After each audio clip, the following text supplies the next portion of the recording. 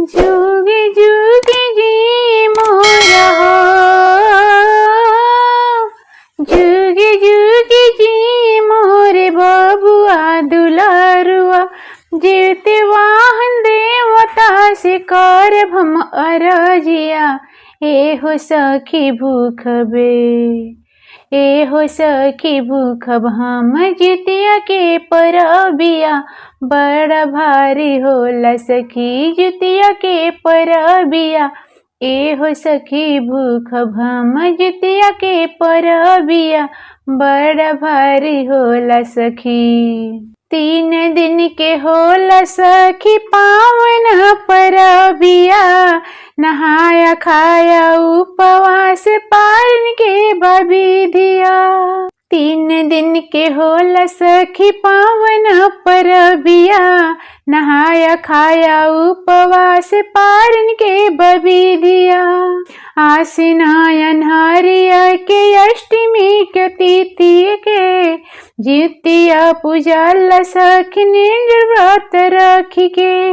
आसिन अन्हारिया के अष्टमी के तिथि के, जितिया पूजा सखी निर्व्रत रखी के। सासू जी से पूछब हम, सासू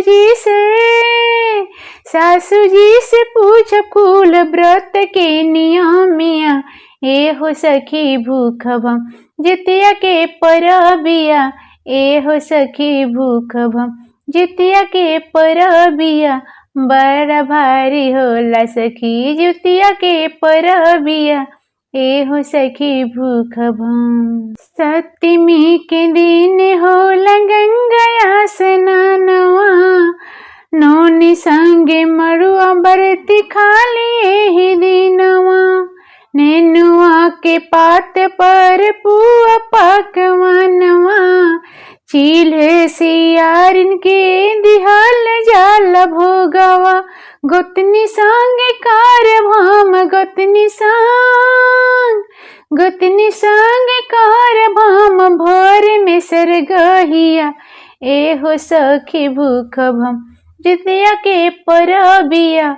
ए हो सखी भूखब जितिया के परबिया। बड़ा भारी होला सखी जितिया के परबिया। ए हो सखी भूखबे। लव कुश पूजाले सखी अष्टमी के संझिया। कथा सुनेली चाहे बूढ़ हो या कन्या। नवमी के भोर होला पारन के दिनवा। कंदा के राव की बनला भोजनवा। सैया से मंगाइब हम, सैया से मंगाइब हम सोने के जीवतिया। ए हो सखी भूखब हम जितिया के परबिया। ए हो सखी भूखब हम जितिया के परबिया।